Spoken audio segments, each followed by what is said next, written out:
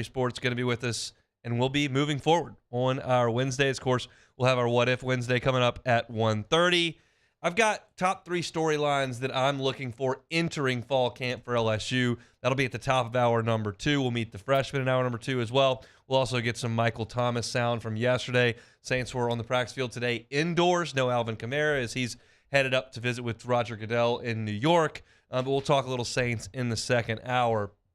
But I want to start with something that just came across the wire. Let's get it correct. That is 22 minutes ago. 22 minutes ago, Dan Wetzel, columnist for Yahoo Sports, reported, this is not a column, this is a report based on conversations he's had, that the Big Ten has begun preliminary talks with Oregon, Washington, Cal, and Stanford. This is it. We knew the second that UCLA and USC bolted for the Big Ten that the Pac-12 was on life support and was headed for hospice, right? You can't survive without those two in that market. And so this is what Dan Wetzel has written in his piece, and I'll give my thoughts on it. I've scribbled this down in about 15 minutes. But you've got the Pac-12, right? 12 teams. Good name for a league with 12 teams. USC and UCLA are gone in 2024. That leaves 10. That's already done. Colorado's gone in 2024 as well. That leaves 9. The Pac-12 came to its members, the ones that were going to stick around, and presented a new media rights deal recently. It was heavily reliant upon Apple and streaming services, and it would pay schools $20 million a year or so. For perspective, the Big 12, which I don't think any of us think is a great league without Texas and Oklahoma in it, are paying each school $31.7 million. You get into the Big 10 and SEC, you're looking in excess of $50 million.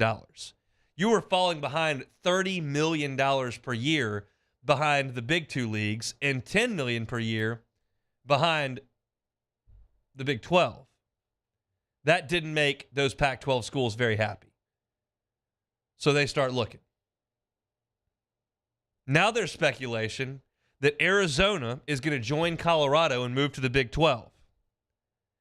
They could, with them, bring Arizona State and Utah.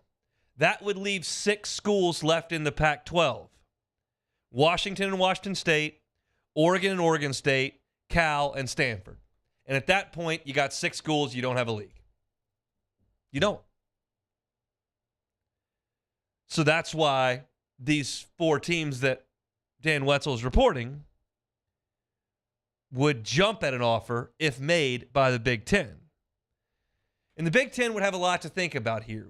Wetzel writes that, hey, the fear would be you're getting too big too fast. You would go to 20 schools if you brought in those 4. USC and UCLA make 16. You add Cal, Stanford, Oregon, and Washington, and you would be at 20. That means you got to have 20 pieces of the pie that are big enough. Again, as we've said a million times, if you're bringing in the same amount of revenue and you add schools to it, every school gets fewer. That's pretty simple to grasp. So, do you have enough money to make that work? Well, one piece that would insinuate that you could create additional revenue is if you're the Big Ten and you've got USC, UCLA, Cal, Stanford, Oregon, and Washington playing in your league and playing home games in your league, you've now got a different television window. And if you don't think Penn State fans are going to stay up to watch their team play USC in the Coliseum, I got news for you, even if it is at 9 o'clock at night. So there's some additional potential revenue if you've cranked back to a 9 p.m. start time. You're not doing that out east right now. But you are in a situation where you've got a conference that's got Midwestern roots, that's spread out to the Pacific Northwest and Southern California, that's drifted over into the Northeast. And is that logistically feasible? My answer would be If there's enough money, yeah, it is. So this is inevitable, in my opinion. It was inevitable when USC and UCLA signed on the dotted line. The Pac-12 wasn't going to make it. And adding to that was the previous decision of Texas, Oklahoma to come to the SEC.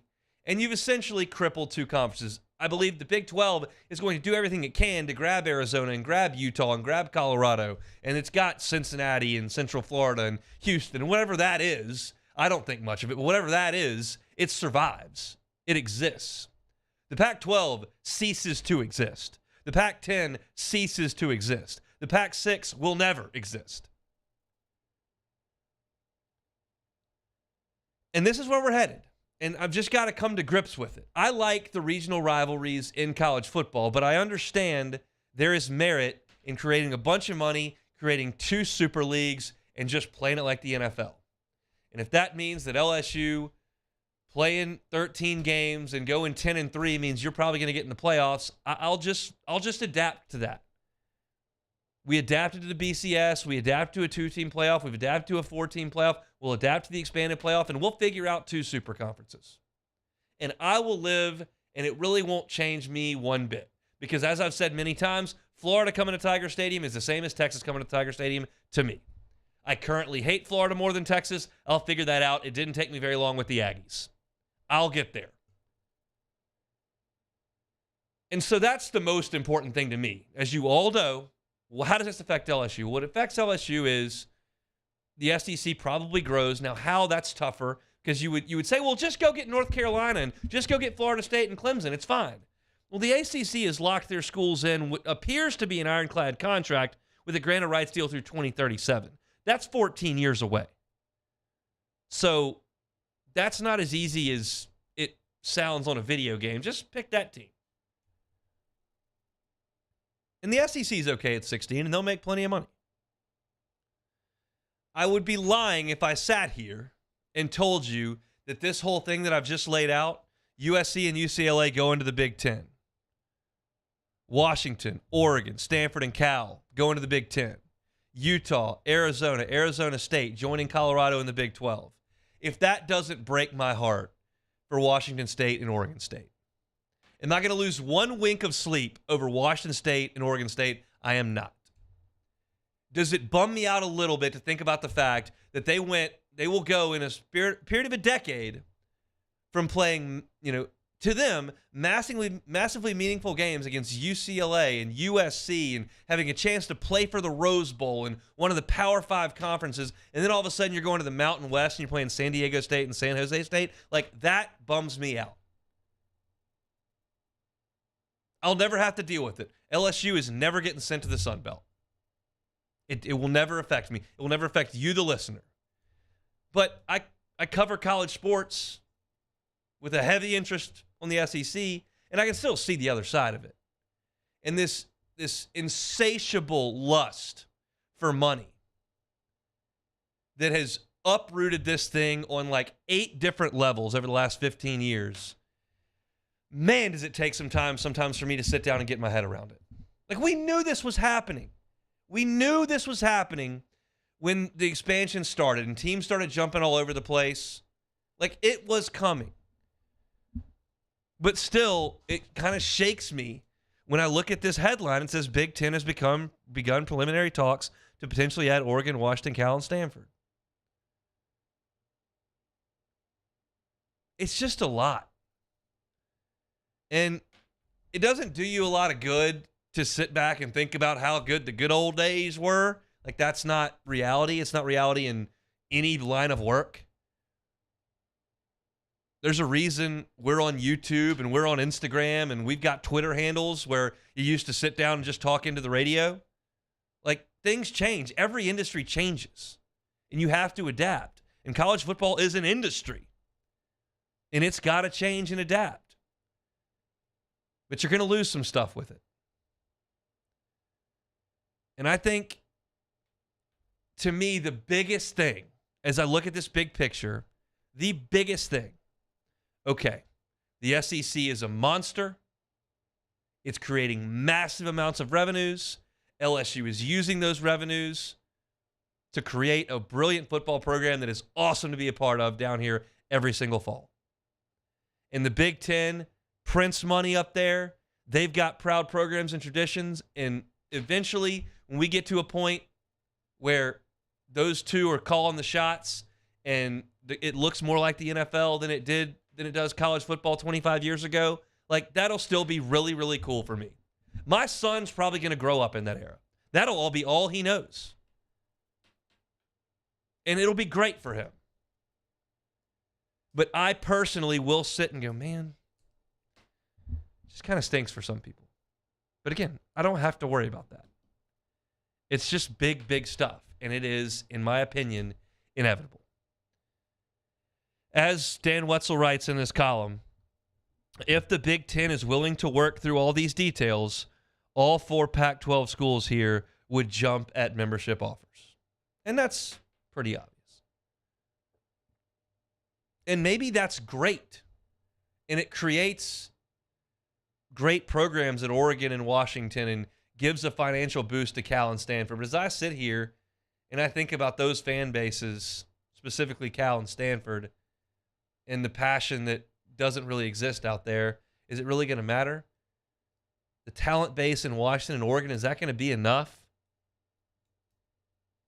I don't know, but it'll be Big Ten's issue. It's just, it is fascinating stuff, and it moves at times a lot faster than I thought, but it's coming. Pac-12, you can give it the last rites. That conference is toast. We'll talk with that with J.D. McHale coming up next about all of that. We got What If Wednesday. We got some Saints Sound in the second hour. Give you my top 3 storylines with LSU's camp starting up tomorrow. All that's coming up on the Hunt Palmer Show. Hunt Palmer on 104.5 ESPN Baton Rouge. LWCC is Louisiana Loyal, elevating and celebrating champions of Louisiana. Corey Barr is a champion of Louisiana. Why? Well, he champions Louisiana with his national acclaim. Corey's been on Food Network. He beat Bobby Flay. He's been on Chopped, next Food Network star. And he did wonderfully in those appearances. And then he comes right on back to Louisiana and operates his 3 businesses right out of Monroe because that is home. We got to have that here in Louisiana. And LWCC wants to champion these champions like Corey Barr. If you know a champion of Louisiana, go to lwcc.com/champions and nominate one. It could be a person. It could be an entrepreneur. Could be a business or a nonprofit. We can tell their story right here on the Hunt Palmer Show. Corey Barr is a champion of Louisiana. LWCC is Louisiana Loyal. Our listeners fire off their opinions on the jimsfirearms.net hotline at 499-1045. Keep listening for your next chance to shoot us your thoughts with the jimsfirearms.net hotline on 104.5 ESPN Baton Rouge. There it is, the extra mile. On the border of expected and extraordinary for those willing to go further. Like vans customized for work or play. With safety and tech to keep you connected. Supported by a 5-star sales, service, and finance team.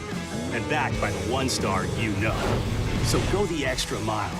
It's never crowded because so few have what it takes to go there. Mercedes-Benz Vans.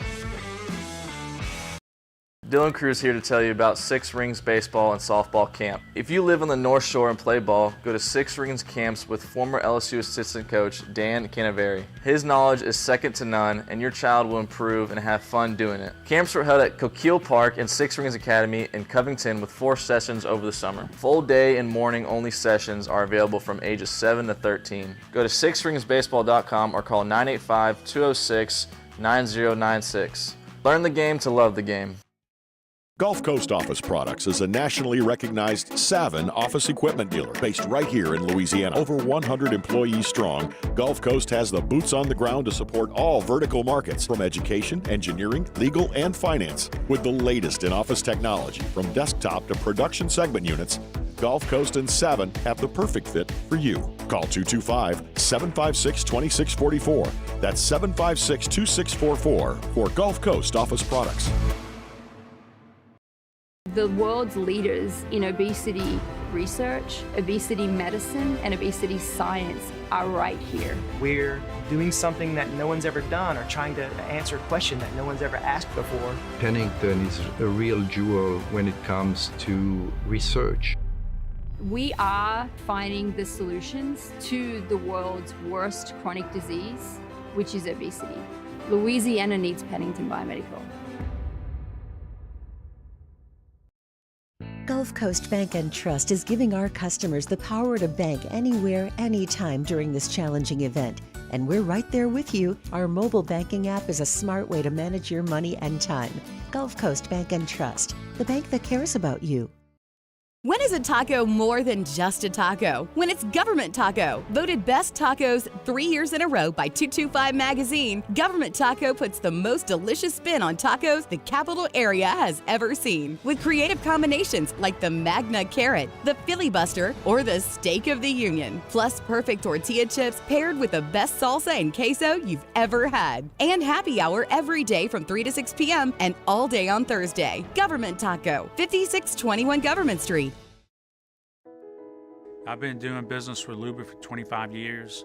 They're dependable, trustworthy. It's just the attention to detail with our clients. Charles Sandegriff, join us for the Thursday edition of Live at Lunch from the original walk-ons, Burbank and Nicholson. Jimmy's back from vacation. We're on the LSU practice field. Dwayne Colucci, Matt Humans, and Todd Graffinini from Saints Camp. Live at Lunch, 11 a.m. weekdays, 104.5 ESPN Baton Rouge.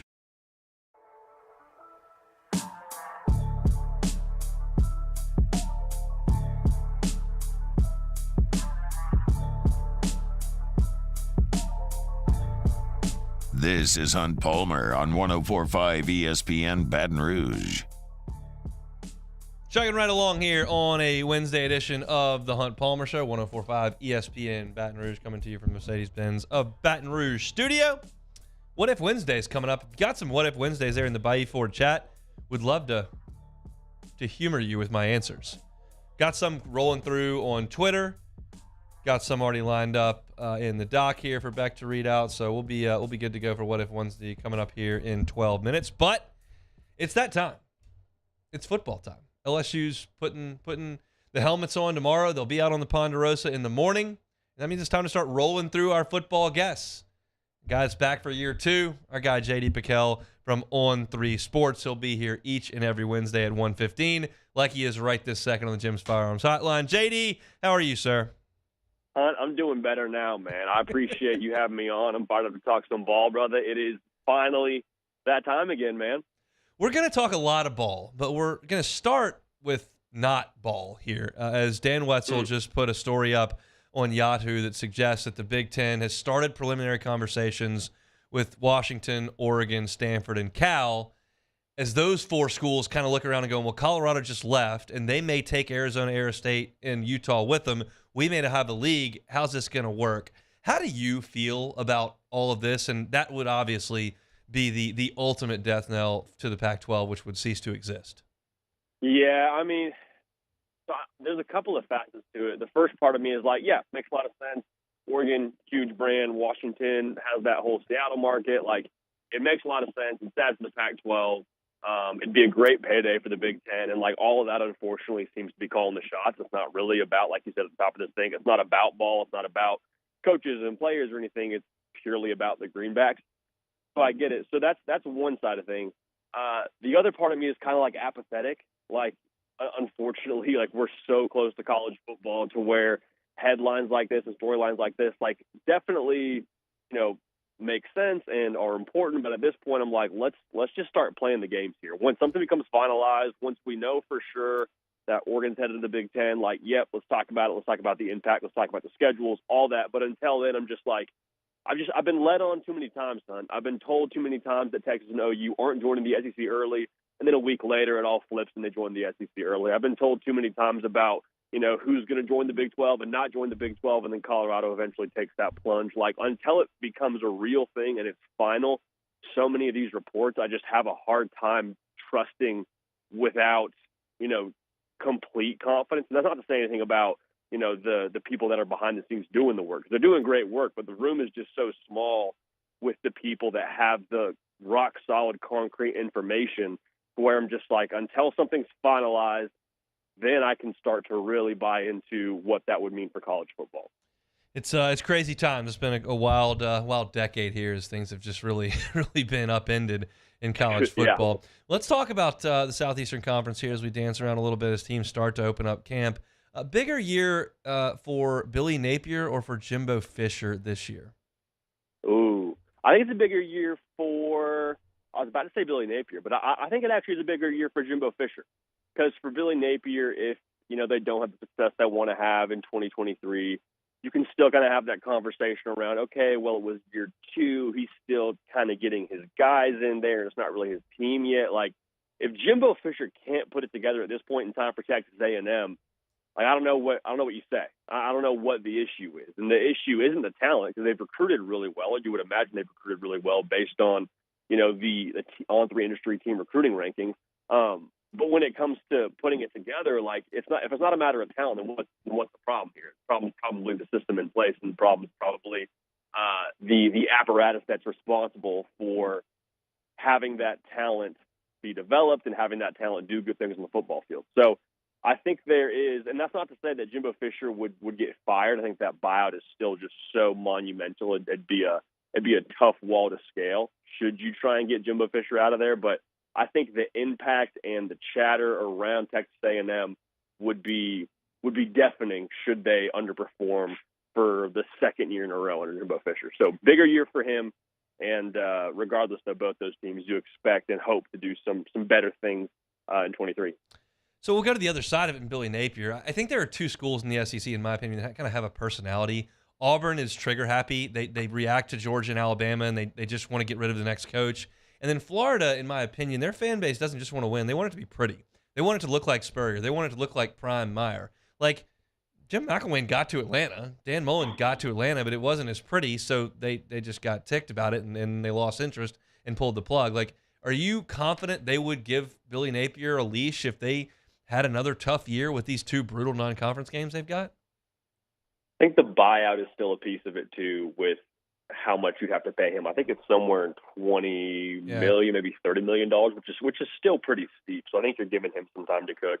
The other thing for me with Billy Napier is he did something Dan Mullen wouldn't do, which is recruit. Like, Florida right now is in the top 5, if not the top 3, I believe, of the on-3 industry team recruiting rankings. Like, he's setting a pretty good vision in place for what they want to do at Florida and what they're going to do at Florida. So there's still, I think, a good sense of optimism around him being able to be that guy at Florida. But no, I agree. Like, if they were to miss a bowl game this season, like Vegas says they may very well do, there would not be any patience in Florida, or in Gainesville rather, for that kind of performance. Now, I don't think he'd get fired for reasons I just said, but no, I think you're absolutely right. Like, the standard and the brand at Florida is so unique to college football. It kind of reminds me a little bit of Texas. Like, you're in this talent-rich state. You've got a history of winning. The logo itself is pretty universally known. Like, there is a certain expectation at Florida, and there is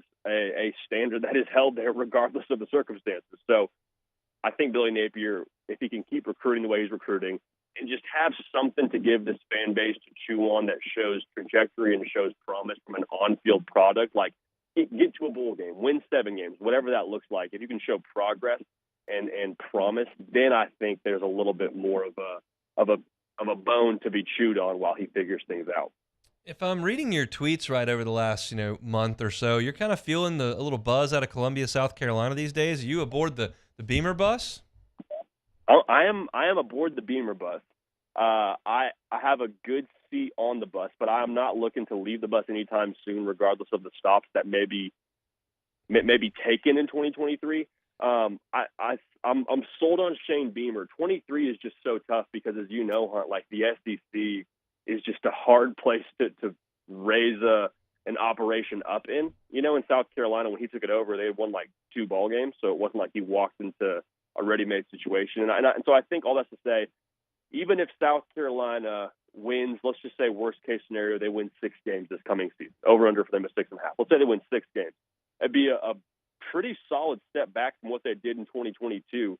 But I think the way that he's recruiting, the way that he continues to assemble his staff, culture is a word that kind of gets thrown around in a cliche way, but I think the definition of it has to be what Shane Beamer's done in South Carolina with buy-in and what they've done overperforming from a roster standpoint. So I'm in it for the long haul on the Beamer bus is what I'm trying to say. I'm not looking to get off. It may or may not be pretty in 23, as pretty as people hope it's going to be with Spencer Rattler, but I do think long-term he's probably your guy. Let's stick with the coaching themes, and we'll go to Oxford, Mississippi. Lane created a ton of buzz around that program. They thudded pretty hard at the end of last year. Where are things with you and Lane Kiffin and Ole Miss? Ole Miss is so fascinating to me because it really feels like they are a quarterback away from being really dangerous in the SEC West. Now you say, okay, well, a quarterback away is still a pretty far measurement to be away from being successful, but Jackson Dart, if he's able to take that next step or evolve it all in that system, we've got a running back who's, for a lot of people's money, the best in the country. The defense should be better with Pete Golden calling the operation there. If they can have a quarterback and just be more two-dimensional offensively, like they're going to really make some noise in the SEC. And I mean, credit to Lane Kiffin. There's a lot of opinions about him, and he's taken a lot of heat throughout the time in Oxford, but every single year, it just seems like he has a way to produce strong offensive football, and they're always going to be a force. So I don't know that they, are giving anybody a run for their money to win the SEC West, but I think they're going to be one of those teams that, we see the game against Bama, or we see the game against LSU, we see the game against Georgia, and we're just like, Ole Miss is in this a little bit more than maybe they should be, and maybe they give someone some problems for their road to Atlanta. Lane's pretty public about his distaste for NIL and the fact that the transfer portal is free agency, even though he admits they capitalize on the transfer portal. I just feel like he's not interested in the world of college football these days. Do you think he wants to get back into the NFL? Man, that's such a good question. There's a part of me that feels like he's just so cut out for college football with how he recruits and the way that he operates. Like, I just have a very difficult time seeing Lane Kiffin tweeting the way he tweets and presenting the way that he presents in public, and that marrying well with the NFL. Like it was the same reason why I was kind of out for him on the Auburn job. It was like there's just a certain set of unwritten rules, it seems like, at a place like Auburn, and similar to a place like the NFL, they want you to conduct yourself a certain way. Like, I don't know. I don't see him necessarily being a fit for the NFL world, if that makes sense. Like, there's just some guys that are great coaches. They know ball. They're great with the X's and O's. But, like, when it comes down to working with players, like, I just think Lane Kiffin is cut out for college football, similar to how I think Matt Rule is cut out for college football. We shall see. Now the football's up and rolling. Tell everybody where they can find you. Man, well, one, you can find me here every Wednesday talking ball with you, so that's phenomenal. Any way you want it, you can get it. We're on the YouTube channel. If you check out the On3 YouTube channel, I'm talking ball there every single day. We're live twice a week at 11 a.m. Eastern. Can also find wherever you consume podcasts, Apple, Spotify, wherever you want them. You can find The Hard Count with Jody Pickell, and we'll have full-length episodes in there for you. Let's talk next week. Man, can't wait. Hey, happy football season, Hunt. Appreciate you having me on, man. Same to you, JD. We appreciate you. JD Pickell on 3 Sports, as you mentioned right there, The Hard Count. You can find him on YouTube live twice a week. It's up every single day. And you can find him wherever you find your podcast. We appreciate him for jumping back on for another year. We'll have JD with us coming up next week at the same time, 1:15 on Wednesdays. When we come back, it's a What If Wednesday. Hunt Palmer on 104.5 ESPN Baton Rouge. One Bath and Closets, onebathandclosets.com is the website. Chatting with David Duvall last week, and he continued to harp on the fact that, hey, they love to go in and work on people's homes, but another thing that they're seeing a lot of in our area is not people worried about themselves. It's worried about maybe an aging loved one who wants to stay in that home that they've been in for a long time, and that's home, but may need some help getting around in the bathroom. Bathroom can be a dangerous spot for older people. How about a walk-in tub? They can do that. It's more convenient. It's safer for an aging loved one. How about some handrails and guardrails on the showers and tubs? They can handle that kind of stuff as well. It's not just renovations and remodels. Some safety things David Duvall and his team can do. Go to onebathandclosets.com. Check out the testimonials. Check out some of their great work. And you can request a free consultation. We've got somebody in the Bayou Ford chat right now saying, hey, what's the number for One Bath and Closets? Just go to the website, onebathandclosets.com. Confide David Duvall and his team. They've been at it for 30 years. I can promise you this. David Duvall and his team are not going to come in, cut some corners to get to the next job. They're going to do it right the first time and leave the competition behind. It's David Duvall and One Bath and Closets. You can find them at onebathandclosets.com. In times of need, get a full list of phone numbers, websites, and other important emergency information on the Demco Stormwatch page at 1045ESPN.com.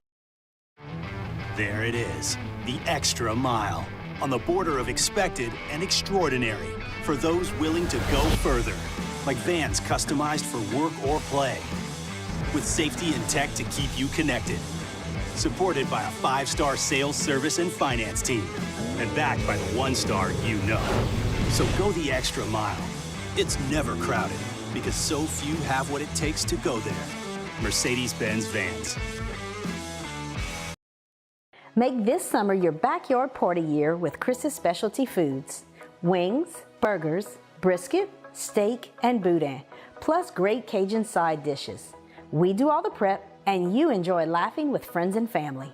Chris's Specialty Foods, Millerville, New Orleans, Prairieville, and Frisco. Everybody loves Chris's authentic Cajun meat.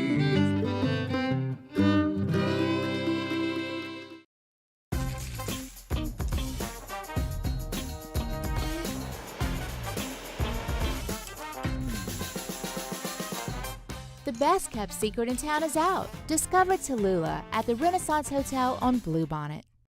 When is a taco more than just a taco? When it's Government Taco. Voted best tacos 3 years in a row by 225 Magazine, Government Taco puts the most delicious spin on tacos the capital area has ever seen. With creative combinations like the Magna Carrot, the Filibuster, or the Steak of the Union. Plus perfect tortilla chips paired with the best salsa and queso you've ever had. And happy hour every day from 3 to 6 p.m. and all day on Thursday. Government Taco, 5621 Government Street. Gulf Coast Office Products is a nationally recognized Savin office equipment dealer based right here in Louisiana. Over 100 employees strong, Gulf Coast has the boots on the ground to support all vertical markets, from education, engineering, legal, and finance. With the latest in office technology, from desktop to production segment units, Gulf Coast and Savin have the perfect fit for you. Call 225-756-2644. That's 756-2644 for Gulf Coast Office Products.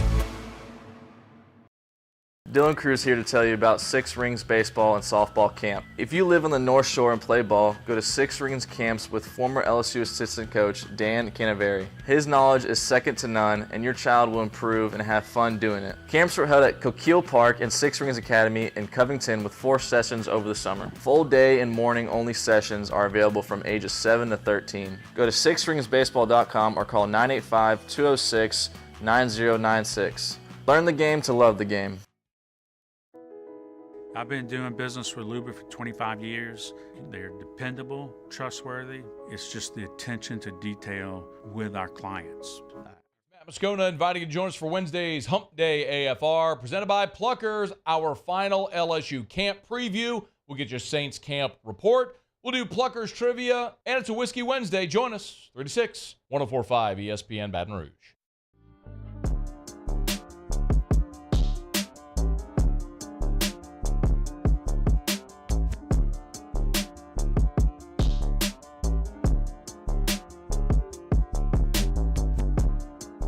You're listening to Hunt Palmer on 104.5 ESPN Baton Rouge. Of course, as you know, LSU reports to football camp today. They will be on the practice field tomorrow morning. So coming up in 25 minutes at straight up 2 o'clock, I will give you my top 3 storylines entering LSU's fall camp. But right now, we're going to play What If Wednesday. Time. Space. Reality. It's more than a linear path. Where a single choice can branch out into infinite realities. Follow me and ponder the question. What if? All right, first one here. What if you could skip August? Okay, so there's layers to that. If I could skip August now, I would do it. I don't really have anything going on in August. It's a bunch of talking, a bunch of practice, preseason games, fall scrimmages, bunch of quotes. Like, it's much better than July in the sense of content, but I would skip it. There was a time back in a previous life where August still allots me a lot of daytime after work to go play golf, but I don't play golf anymore. So I don't really need that daylight, and I don't really need that time. So, yeah, I would sim to September 1st, and let's go play some football. I don't care about the weather. I don't care that it's hot. None of that matters. But I would skip August at this point because it's just kind of waiting for football for me at this point. My wife will not be skipping August because she's going to go see Taylor Swift on Friday night and has been looking forward to that forever. And I can't go anywhere in my house without hearing, Alexa, play Taylor Swift Midnights or whatever it is she's playing. I've been listening to Taylor Swift for 2 months straight. We got to get past this concert. I don't know if that's going to slow the Taylor Swift listening down at any point, but that's what we've got to get through that too. But I would skip August. What if you could bring one non-QB in LSU history and add him to this team? One non-QB. Okay. Well, I look at this team. I like a lot of things about this team. And two positions come to mind. It's edge rusher, like legit nightmarish pass rusher, and then running back, to me. When you look at elite talent, like if you were going to give me like Jarvis Landry or Josh Reed, like, yeah, I'd take them, but I like LSU's receivers. I think they'll be fine. I'd take Jamar Chase on this team. That'd be great. I think for me, I'm going to go Kevin Falk. I'm going to go Kevin Falk here. The versatility, ability to catch the ball out of the backfield, punt returning and kick returning, which LSU hasn't been awesome at the last couple of years, and just the greatness he was at running back. I considered Fournette there, who I've said is the best running back in LSU history in terms of pure talent. But I would probably go with Kevin Falk. I gave Arden Key a thought there, and before you jump off, Arden Key, are you crazy? Like, not at the very end. Keep in mind, Arden Key as a sophomore set the LSU single-season sack record. Like, he was a nightmare as a freshman and a sophomore, and it just wasn't a great junior year, and that's why he was a third-round pick. But those are the two kind of spots I would look at, would be running back and edge. I think if you were going to let me have one non-quarterback player, I would take Kevin Falk on this team. And I think that offense with Jaden Daniels and Kevin Falk and Malik Neighbors and Brian Thomas and what you've got at wide receiver would be a pretty tough crew to stop. Someone in the chat said Dorsey. Can you imagine Mason Smith and Glenn Dorsey? That'd be pretty. That would be awesome. I would love to have Glenn Dorsey on this team. I also think that Mason Smith and Mekhi Wingo are going to be very, very good. I think, the step up from Smith and Wingo to Dorsey is big. I think the step up from LSU's running back at this point to Falk is bigger. Yeah. All right, moving on. What if you could learn the truth about one sports myth / mystery? Okay. It's ringing a bell that I thought if I could go back to a game, I wanted to see if Babe Ruth actually called a shot. That was one thing I thought about. But I think one of the mysteries, and I don't know that we've really truly gotten to the bottom of this, and may never, is the entire story around Michael Jordan's retirement. Like his dad and the gambling and like the timing and the baseball. Like that's a lot to unpack. And I think there are a lot of people that have their theories and maybe more people that know than I think. And maybe we know more than I know. It's not something I've spent a lot of time looking into. And they touched on it a little bit on The Last Dance, but not a lot. I would like to know that whole story. If you could lay that whole thing out for me, I think that would be interesting. Mine would be the frozen envelope for the NBA draft lottery, because I still think that they have rigged multiple ones, and that's the one that everyone believes is very plausible. That's the one I'd go with. But all right, we were talking about that for the lottery this past year. You thought they were rigged? Yeah, I'm telling you. All right, what if you were a wrestler? Oh, by the way, this one's from Twitter. What if you were a wrestler? What would your stage name be? I can't think of anyone less equipped to be a wrestler. The only thing that I have that would lend itself to wrestling is the fact that I'm significantly overweight. I think that puts me in line with a lot of wrestlers. I've experienced once wrestling. I was with the fraternity as freshmen. We went up on a rafting trip, had a blast, but they got us in a circle and they picked two guys and you had to go out there and wrestle. and they picked me and my buddy Neil. And we got out into the middle, and I looked at Neil and I said, I'm just taking a dive. And the match was over in 4 seconds.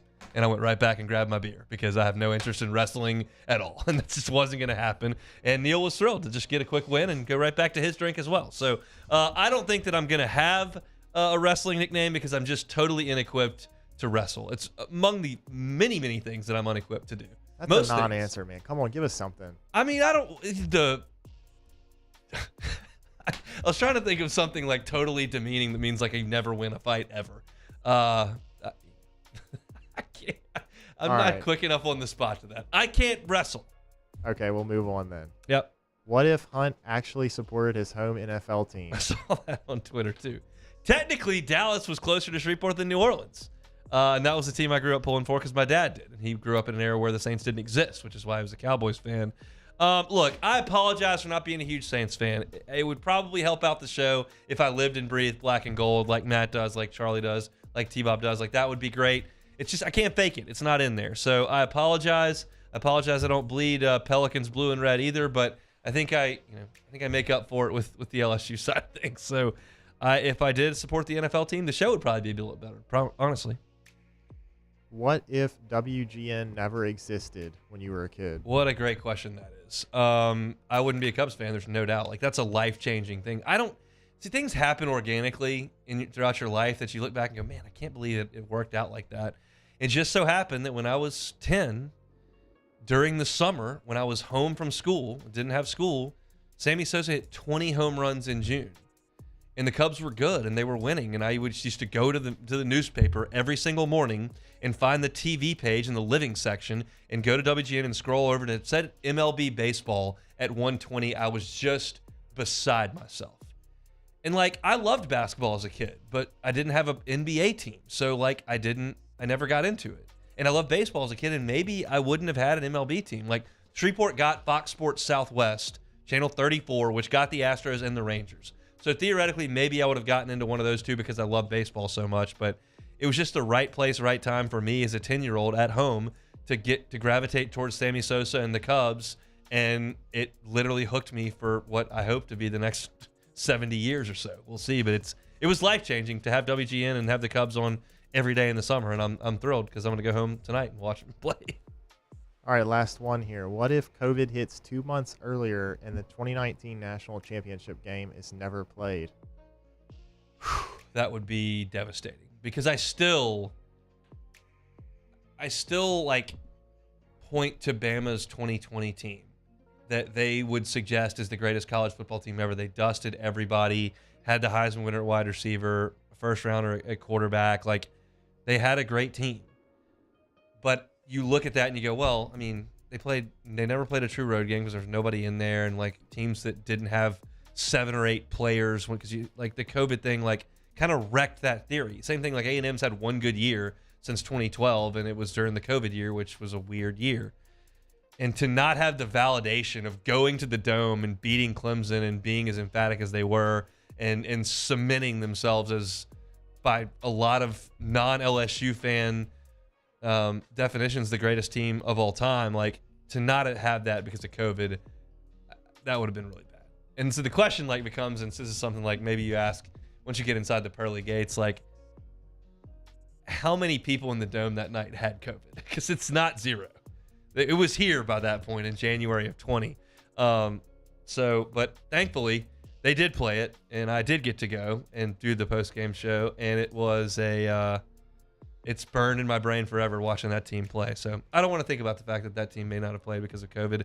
And the only team that can really feel that way about a sport that I know of is NC State's baseball team that got sent home from Omaha because of COVID. They got up there. It's the year Mississippi State won and beat Vanderbilt. NC State got all the way there and had to get sent home because of COVID. They're the only ones that I can think of in sports that had it the big time sports that had it totally taken away. I can't give a lot of credit to any of the NCAA baseball teams. I guess that's not true.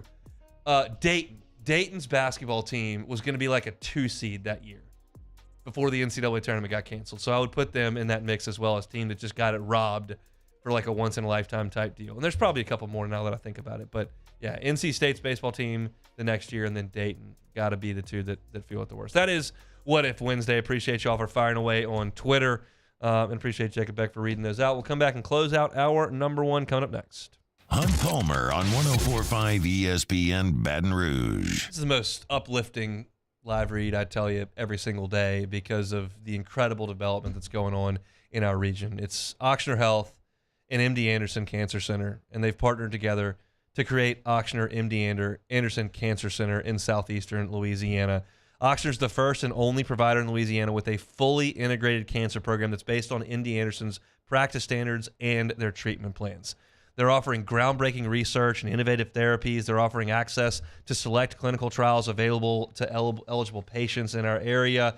They've got expert care in 7 locations across New Orleans, St. Tammany, and Baton Rouge. You got the Gail and Tom Benson Cancer Center at Ochsner Medical Center. You've got right here Ochsner Cancer Center in Baton Rouge. Over in St. Tammany, you got the St. Tammany Cancer Center. That's a campus of Ochsner Medical Center. Ochsner MD Anderson are going to work together to certify additional sites to those 7 in the future, which is amazing because so many of us, all of us, are affected in some way by cancer, and they're working so hard at Ochsner and MD Anderson to find a cure to cancer. And we're so lucky in this area and so fortunate that they're combining and creating these resources in South Louisiana. For more information, you can visit Ochsner.org. It's Ochsner and MD Anderson. You can visit Ochsner.org. Our listeners fire up their opinions on the JimsFirearms.net hotline at 499-1045. Keep listening for your next chance to shoot us your thoughts with the JimsFirearms.net hotline on 104.5 ESPN Baton Rouge. Bayou Ford has the new inventory to get you in a new Ford truck or SUV today, or customize your next vehicle just the way you want it. All new Bayou Ford vehicles come with a 1 million mile powertrain warranty. The crew at Bayou Ford is going to do right by you. Gulf Coast Office Products is a nationally recognized Savin office equipment dealer based right here in Louisiana. Over 100 employees strong, Gulf Coast has the boots on the ground to support all vertical markets from education, engineering, legal, and finance. With the latest in office technology from desktop to production segment units, Gulf Coast and Savin have the perfect fit for you. Call 225-756-2644. That's 756-2644 for Gulf Coast Office Products. The importance of doing this Fortified program and offering it to people down here is, number one, the only real chance you're going to get to do this is when you put on a new roof or build new. And through companies like HUDCO, who's kind of leading the way in this thing, it's going to offer the customers a huge advantage in the insurance market and the price of their insurance. You know, we're not looking to make a fortune off fortifying. We're trying to give you a better product than our competitor at the moment. I'm trying to do something that he can. I'm trying to give you something better. So a lot of these insurance jobs, you're getting a re-roof, you're only paying your deductible. Let's sit down and talk about the Fortified and let's see what it does to your insurance premium. You're getting a steal. Yeah. You're getting a brand new roof and a Fortified certificate for your deductible, essentially. I think we're rocking and rolling.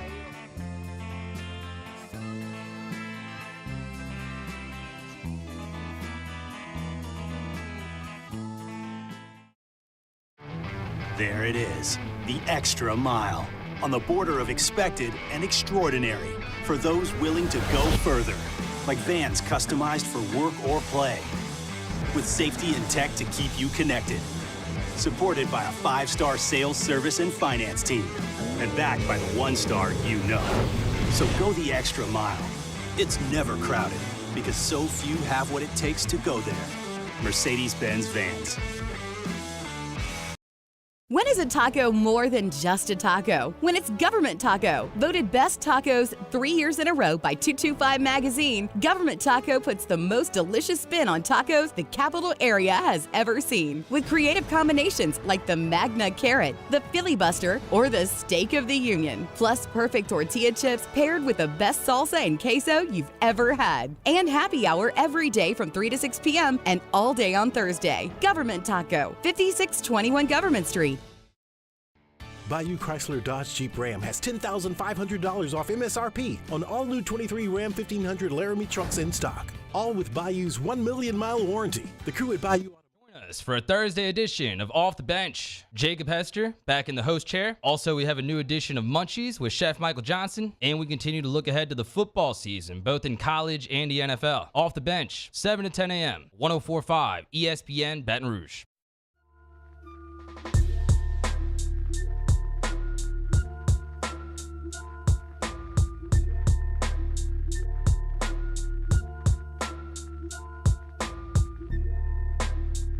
This is Hunt Palmer on 104.5 ESPN Baton Rouge. Back to school season's here. 104.5 ESPN and Citizens Bank and Trust. They want to help. It's our $1,000 back to school Bucks giveaway. Head to 1045ESPN.com now to register to win. We'll also be awarding a $500 local cash prize. It's the $1,000 back to school Bucks giveaway. It is from Citizens Bank and Trust. I don't know if this is considered news or not news. You tell me, Jacob Beck. We got word yesterday that Colin Simmons, the number 5 player in the country, an edge rusher from Duncanville in Texas, just outside of Dallas, and his teammate, Caden Durham, who's a top 10 running back, are going to announce their commitment date today. So what that is an announcement about an announcement about an announcement. That's where we are with recruiting. Is that news that they say they're going to announce their commitment date? No. Well, I think the inclination, of course, you're always going to gravitate towards the way you want to read it.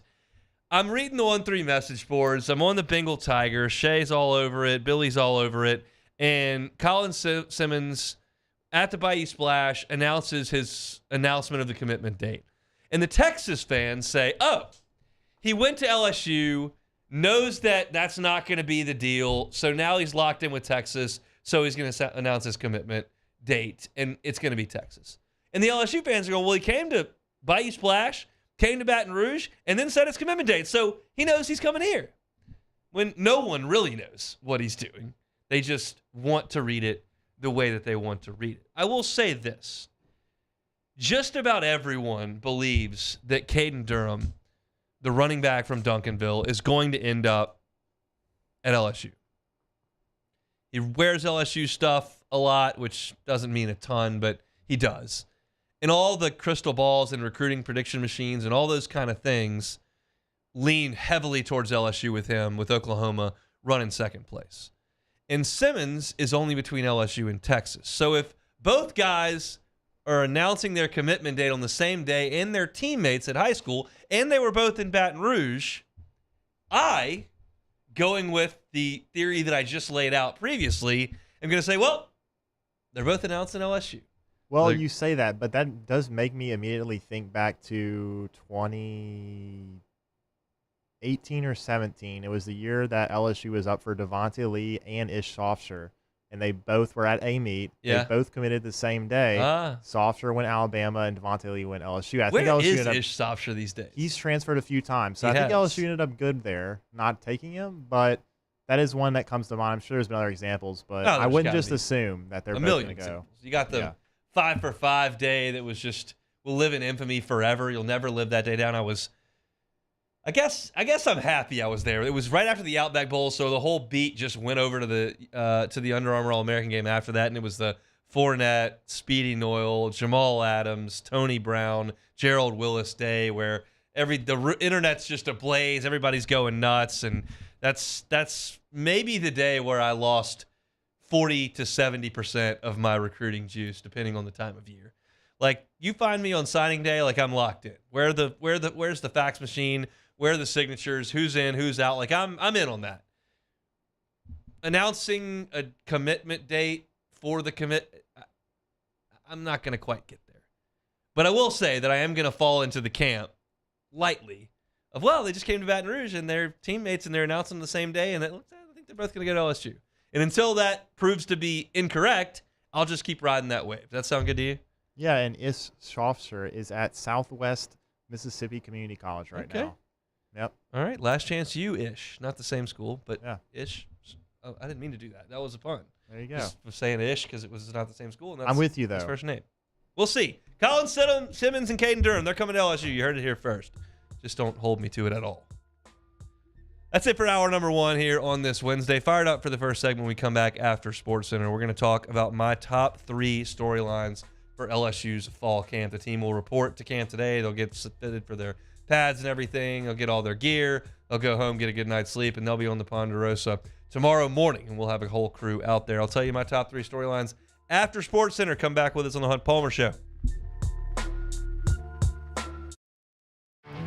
There it is, the extra mile, on the border of expected and extraordinary for those willing to go further, like vans customized for work or play, with safety and tech to keep you connected. Supported by a 5-star sales, service, and finance team, and backed by the 1-star you know. So go the extra mile. It's never crowded, because so few have what it takes to go there. Mercedes-Benz Vans. Gulf Coast Office Products is a nationally recognized Savin office equipment dealer based right here in Louisiana. Over 100 employees strong, Gulf Coast has the boots on the ground to support all vertical markets, from education, engineering, legal, and finance. With the latest in office technology, from desktop to production segment units, Gulf Coast and Savin have the perfect fit for you. Call 225-756-2644. That's 756-2644 for Gulf Coast Office Products. Oh, hey, what's up? It's Big V and Bubba, 100.7 The Tiger Morning Show. We'd love for you to join us every weekday, 4 a.m. till 9 a.m. Yeah, everything you want in a show. Country music. We got laughs. We got celebrity in-studio guests. We just need you. Join us every weekday morning, 4 a.m. to 9 a.m., right where it all started. That's right. Louisiana's country station, 100.7 The Tiger.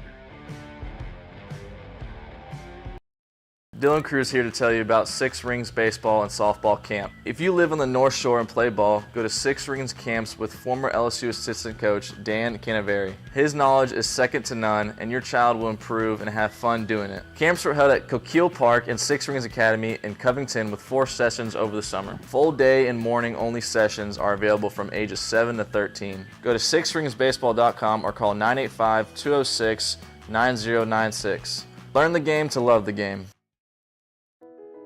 I've been doing business with Luba for 25 years.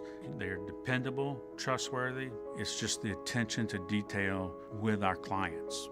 Our folks have years and years of experience. They're highly trained professionals, but many companies have that asset. What I'd like to think makes Luba a bit different is that we use those talents in a way that truly is dedicated to serving the needs of the folks who depend on us.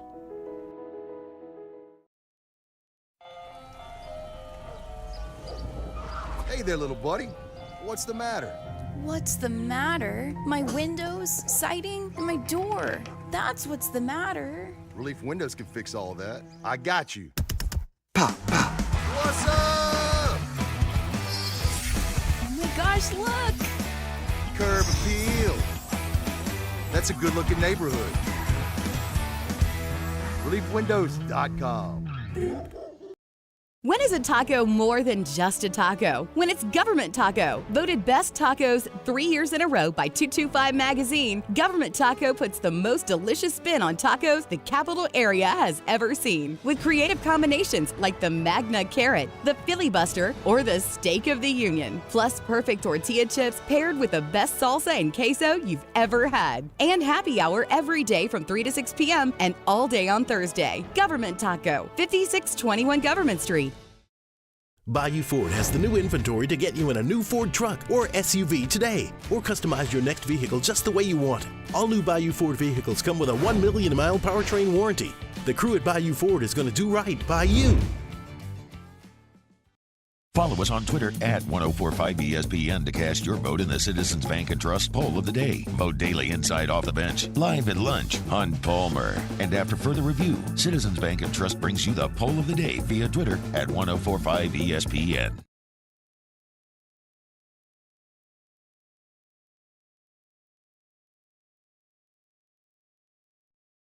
This is SportsCenter.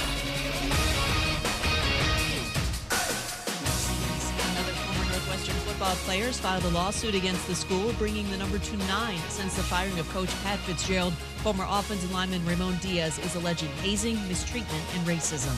Cowboys owner Jerry Jones feeling good about his team this upcoming season. This week, he issued a warning to the Eagles, Giants, and Washington that they need to be on their game because the Cowboys are going to be on their game and will be improved over last year. ESPN NFL analyst Louis Riddick. You need to expect this football team to take it up a notch. And that means more explosive plays. That means Dak Prescott making those big plays when necessary. That means Micah Parsons continuing to play at an MVP level. That means Trayvon Diggs live up to the new contract. Stephon Gilmore provide the veteran presence in the back end. Louis Riddick on Get Up. Baseball, Ronald Acuna Jr., 3 for 4, 3 RBI, 4 runs scored. He's homered as well. Braves leading the Angels 12-4, top 9. Brewers still up 2-1 on the Nationals, top 8. Guardians and Astros are tied at 2, top 3rd. NHL, Ducks signed star forward Troy Terry to a 7-year, $49 million extension. If you need last-minute hires in no time, you need Indeed. Their integrated hiring solution lets you schedule and conduct video interviews all in one place. Finding your next great hire has never been more streamlined. Get hiring at Indeed.com/credit.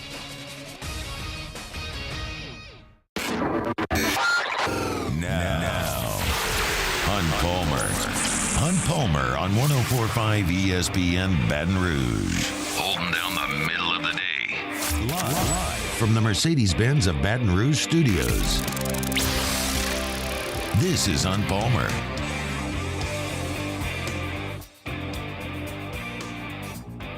Hour 2, Hunt Palmer Show, 104.5 ESPN Baton Rouge. Half the work week in the rearview mirror. It is Wednesday. Tigers on the practice field tomorrow. We will have a full report here on the Hunt Palmer Show. Very much looking forward to getting out there and watching the guys run around a little bit. I've said many times in the past, football practice is not the most exciting thing to do in the world when you've done it for 10 years. I fully understand that if you've never been, it would be a cool thing to experience. I got to take my dad during spring football for a little 20-minute spin, and he really enjoyed it. For me, that's really not a great investment of 25 minutes more often than not. However, the first one feels a little different, right? Like the first time you get out there, guys are moving around a little bit. They're excited to be there. You haven't gotten into the doldrums of fall camp where you've had pads on for 2 weeks and you still can't quite see the opener, the light at the end of the tunnel. You're just kind of grinding, and that's 2 weeks away. Tomorrow there should be good energy. There should be some optimism. It should be a good time out there at practice. So looking forward to getting out there and seeing that.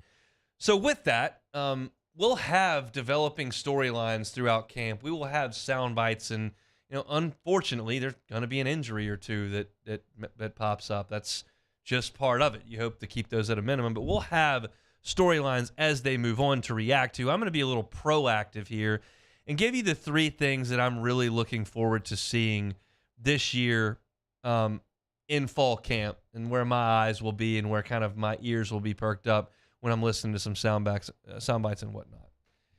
There's only one position on the field that I don't have a great handle on, and it's really a position grouping. I feel like I know where they're headed at linebacker. You got Perkins, you got Spates, you got Penn, you got the Weeks boys. Like, you kind of know what you got there. You know what you are on the interior of the defensive line. You're deep, and you got some high-end talent.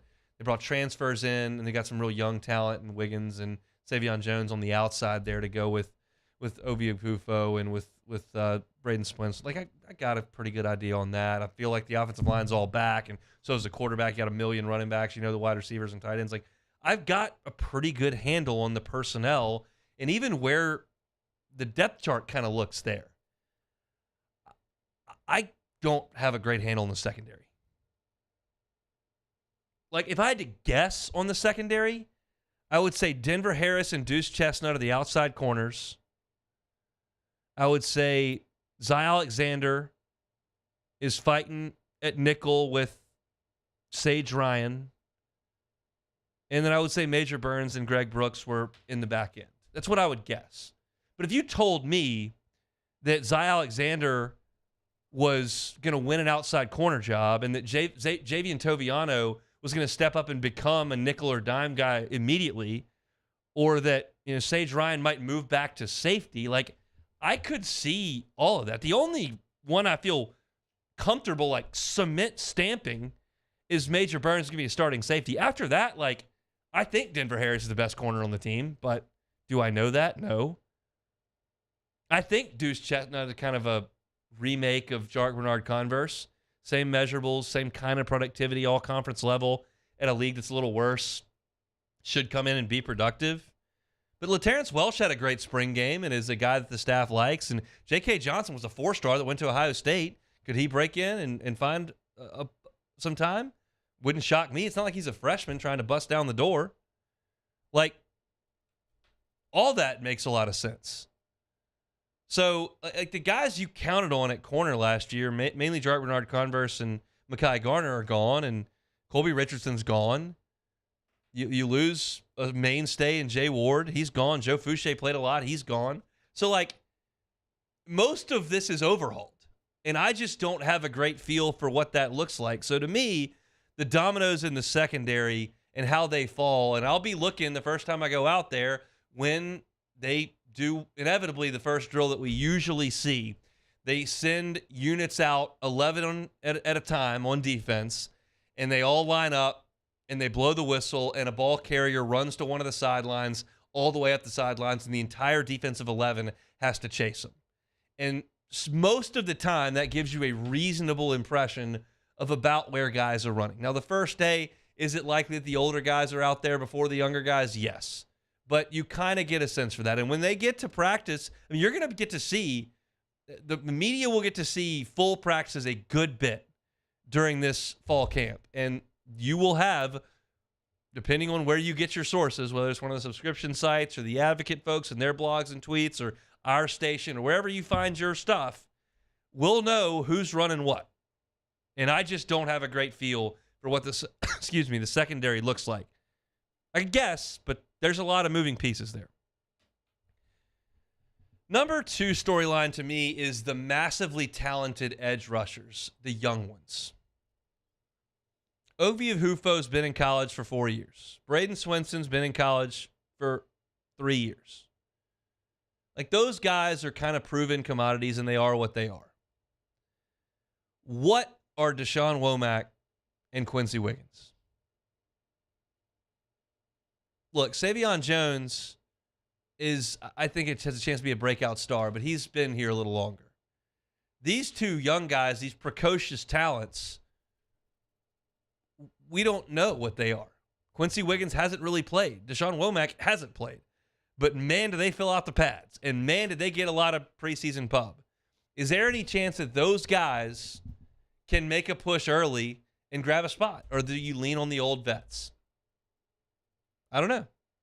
I'm curious to see on the ends of the defensive line of scrimmage whether or not the phenomenal young talents can find their way to the field.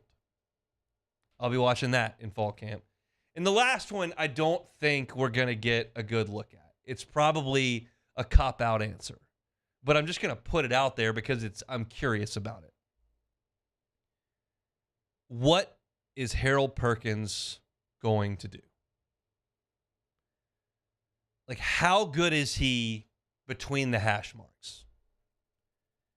Do you want to have him constantly engaging guards and pulling guards? Or do you want to see if you can get him on the edge? But if you put him on the edge, they can kind of go away from him or shade coverage. The probable answer is that he does a little bit of everything. And I think the definite answer is we won't know until Jordan Travis knows in Orlando. But for sure, the question's going to be asked. It'll be asked of Brian Kelly. It'll be asked of Harold Perkins. I don't know how much media availability Matt House is going to do. He's a man of few words. I interviewed him a couple times for the pregame show last year, and he's the opposite of Dave Aranda. Dave, I got a 4-minute interview here for the pregame show. I get 2 questions for Dave Aranda. It's like Paul Maneri. Matt House, I can get 12 questions in 4 minutes because he's going to give you quick answers. But if he does meet, I think that question will be asked. I don't think it'll be answered truthfully, which is perfectly fine with me. If Jordan Travis and me find out at the exact same time what Harold Perkins' role in the defense is, that's okay. But I'm curious about it. He's such a dynamic chess piece. I was enthralled listening to Dave Aranda at times kind of talk about the way that he looks at defense. He said, all we hear about is offense is trying to create matchups. I want to create matchups. I can create matchups. And there is no good matchup for Harold Perkins. Not a left tackle, not a fullback, not a tight end. Like, he's not a fast quarterback. He ran those guys down last year. He was all over Bryce Young. I'm blanking on the name of the Arkansas quarterback who played instead of KJ, but he did nothing. Malik something? I can't come up with it. Doesn't matter. He's fast. He couldn't outrun Harold Perkins. So to me, like, what is his role? I would like to see that. Because again, like, you could say, what's the running back rotation? I got a pretty good feeling what that's going to look like. Josh Williams is probably going to get number 18. He's probably going to be going through the drills first. He's probably going to be the lead back, and he'll probably start the Florida State game. I think Logan Diggs leads the team in catches. I know that the depth of talent at wide receiver is great, and Malik Neighbors is the best one. I know Jaden Daniels is the starting quarterback. I got the offensive line figured out. I know what they're doing up front on defense in terms of the interior. I think I know what they're doing at linebacker. It's the other spots that intrigue me, and those are my top 3 storylines coming into fall camp. Who's playing where in the secondary? Deshaun Womack and Quincy Wiggins, what do you got? Can you find your way to the field? And Harold Perkins, playing on the edge, playing in the middle? How good are you at that? I know what you do on the edge. I don't know what you do in the middle. All that is fascinating to me, and we won't get many answers tomorrow, but we'll certainly be out there checking it out as the Tigers open fall camp. Year 2 under Brian Kelly officially gets underway tomorrow on the Ponderosa. We're going to stick with LSU football before we get to some Michael Thomas and some Saints news. We'll do some Meet the Freshman coming up next. You're listening to Hunt Palmer. In times of need, get a full list of phone numbers, websites, and other important emergency information on the Demco Stormwatch page at 1045ESPN.com.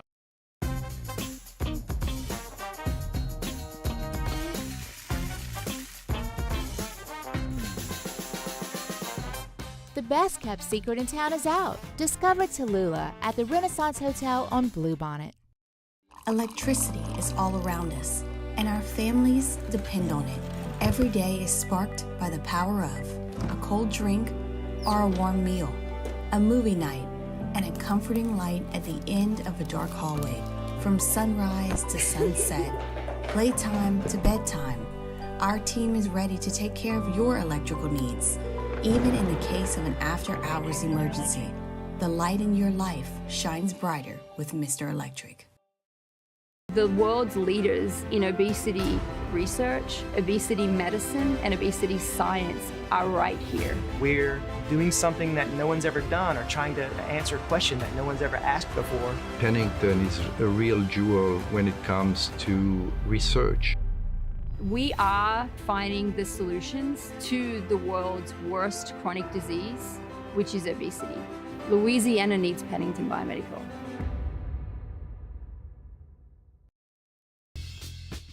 This summer, retirement is a state of mind.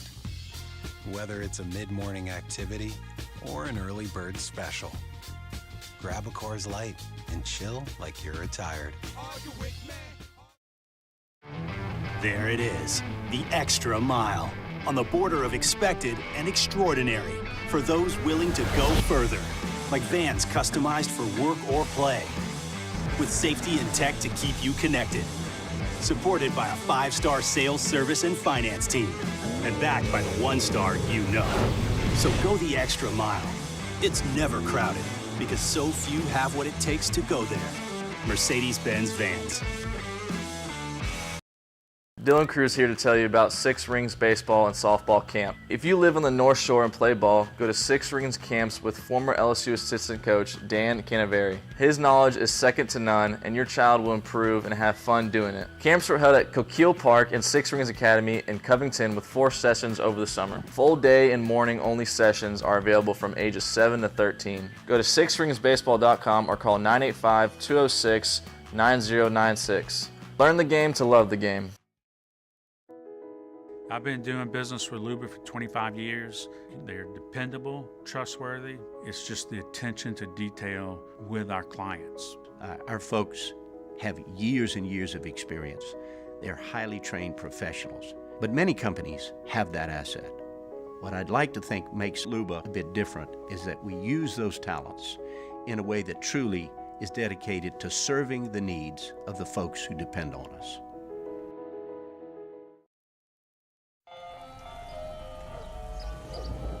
Hey there, little buddy.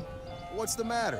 What's the matter? My windows, siding, and my door. That's what's the matter. Relief Windows can fix all that. I got you. Pop, pop. What's up? Oh my gosh, look! Curb appeal. That's a good-looking neighborhood. ReliefWindows.com. When is a taco more than just a taco? When it's Government Taco. Voted best tacos 3 years in a row by 225 Magazine, Government Taco puts the most delicious spin on tacos the capital area has ever seen. With creative combinations like the Magna Carrot, the Filibuster, or the Steak of the Union. Plus perfect tortilla chips paired with the best salsa and queso you've ever had. And happy Sandegriff, join us for the Thursday edition of Live at Lunch from the original walk-ons, Burbank and Nicholson. Jimmy's back from vacation. We're on the LSU practice field. Dwayne Colucci, Matt Humans, and Todd Graffinini from Saints Camp. Live at Lunch, 11 a.m. weekdays, 104.5 ESPN Baton Rouge.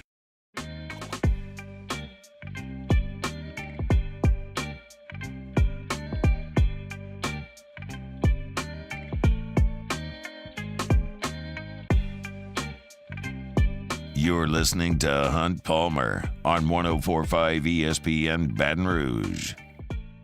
Almost 2 full years of doing the show, and I don't know that I've mentioned the Democratic Republic of the Congo yet on the show. We will do that in this segment of Meet the Freshman. Meet the Freshmen. Freshmen, meet the freshmen. They're the newest Tigers on the team.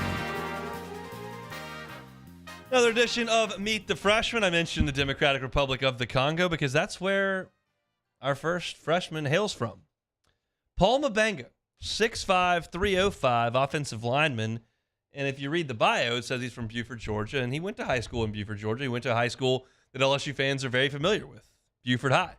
It's where the Ferguson boys went. It's where Vidal Alexander went. And it's where Paul Mabenga went. But he went there after relocating from the Congo in 2017. He grew up playing soccer in Africa. He started playing football as a freshman in high school in Georgia. And then all of a sudden, he grows and he's 6'5", 305, and he's got some significant schools knocking on the door. Michigan was in on him. Texas A&M was in on him. Tennessee offered. Penn State offered. And in the end, he picked LSU, who was holding off the Auburn Tigers. And they did keep Paul Mabenga around. Mabenga does fit the mold that we have now talked about extensively with Brian Kelly, offensive lineman. Long and lean. When they signed him out of Buford, Georgia, he was close to 285, 290 pounds. He has since been listed at 305. I don't know if he's gained 20 pounds since last December. That's just what he's listed at on LSU's website. But any way you slice it, he's a lean offensive lineman.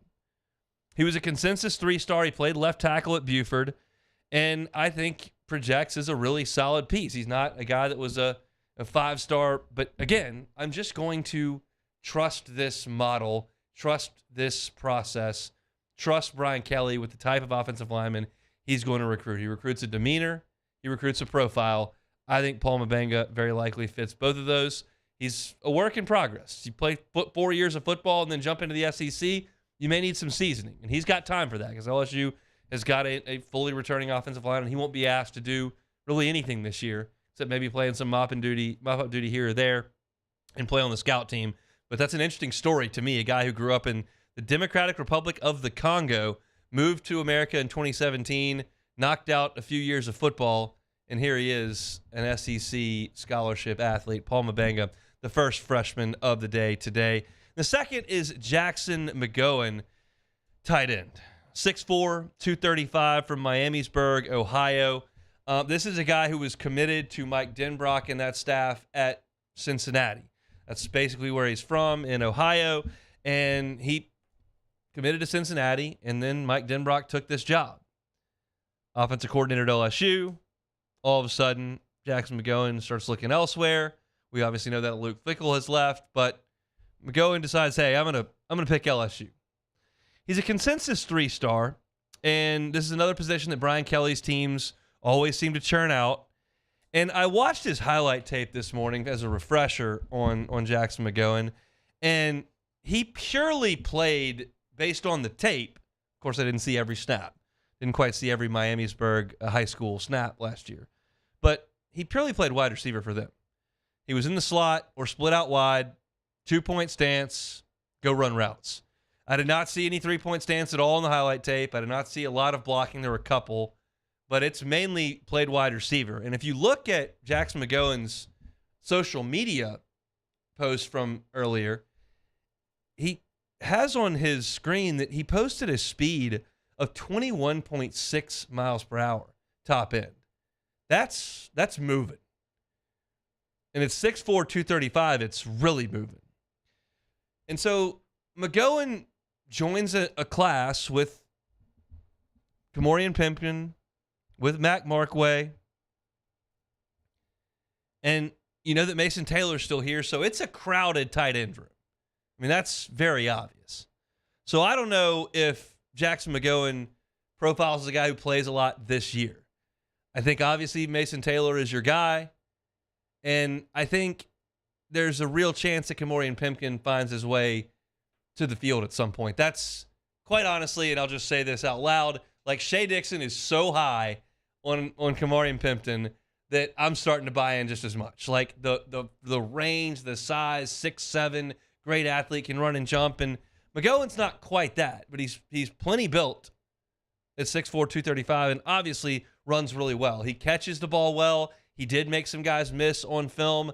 I don't know that he's got an elite vertical, but he's a tight end. Not a lot of those guys, not a lot of Jimmy Grahams out there that are 6'7" and can jump. There's a reason Jimmy Graham was ticketed for the Hall of Fame before he got traded. But I think that maybe there's not a lot of room for tight ends in some programs. They want to spread it out. They want to get wide. Like, I don't think Mike Leach, when he was at Mississippi State, was beating the doors down to find tight ends. Because you knew that they were going to get in the gun and throw it. You might as well have 4 or 5 wide receivers out there. LSU's not one of those programs. Like, they want to stockpile tight ends. They want to have 5 or 6 tight ends. They want versatile guys that can get in a 3-point stance and block, that can get in the slot and work off a linebacker or safety. They want a guy that can split out wide and create matchup problems for the defense. And McGowan is a really nice piece. Is he as talented as Kamorian Pimpkin? I don't think so. Is he as big as Mac Markway? He's not. Is he as experienced as Mason Taylor? No. So he's got some work to do, but I do think that Jackson McGowan has a chance to be a good piece at LSU based purely on the track record of Brian Kelly and just churning through the Tyler Eiferts of the world and sending them into the National Football League. So that's your Meet the Freshman for today. Paul Mabanga, offensive lineman from Buford, Georgia. Jackson McGowan, a tight end from Cincinnati area in Ohio. That should basically, give you a look into, hey, they can still recruit nationally pretty well. And they certainly did there. So tomorrow's Meet the Freshman going to be Jeremiah Hughes and Christian Brathwaite. We're going to knock out 2 every single day moving forward as Meet the Freshman rolls on until August the 15th. We'll be out there tomorrow checking out the Tigers as they crank up fall camp. So that's our look at LSU football for the day. When we come back, Saints have been out practicing. They were indoors today. Alvin Kamara is going up to New York. There's a report about him from Ian Rappaport that we'll get to. And we'll hear some sound from Michael Thomas, and I'll give you my expectation for the former All-Pro wide receiver. That's next. You're listening to Hunt Palmer. Our listeners fire up their opinions on the jimsfirearms.net hotline at 499-1045. Keep listening for your next chance to shoot us your thoughts with the jimsfirearms.net hotline on 1045 ESPN Baton Rouge. When is a taco more than just a taco? When it's Government Taco. Voted best tacos 3 years in a row by 225 Magazine, Government Taco puts the most delicious spin on tacos the capital area has ever seen. With creative combinations like the Magna Carrot, the Filibuster, or the Steak of the Union. Plus perfect tortilla chips paired with the best salsa and queso you've ever had. And happy hour every day from 3 to 6 p.m. and all day on Thursday. Government Taco, 5621 Government Street.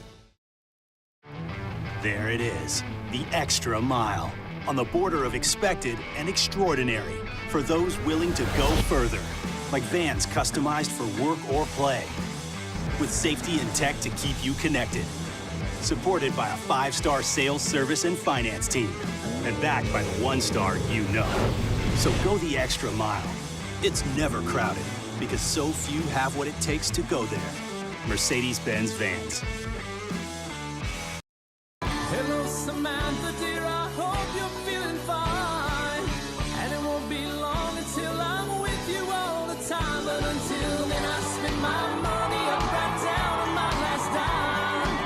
Come on, live Baton Rouge.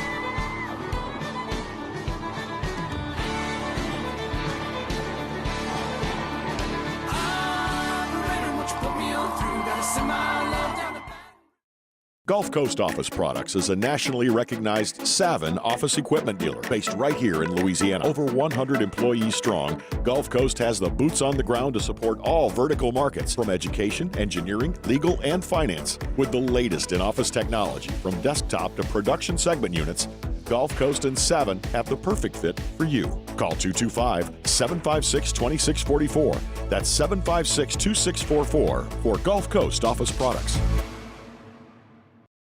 Dylan Cruz here to tell you about Six Rings Baseball and Softball Camp. If you live on the North Shore and play ball, go to Six Rings Camps with former LSU assistant coach Dan Canaveri. His knowledge is second to none, and your child will improve and have fun doing it. Camps were held at Coquille Park and Six Rings Academy in Covington with 4 sessions over the summer. Full day and morning only sessions are available from ages 7 to 13. Go to sixringsbaseball.com or call 985-206-9096.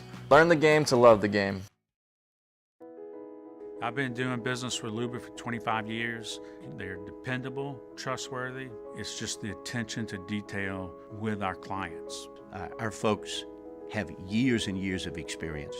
They're highly trained professionals. But many companies have that asset. What I'd like to think makes Luba a bit different is that we use those talents in a way that truly is dedicated to serving the needs of the folks who depend on us.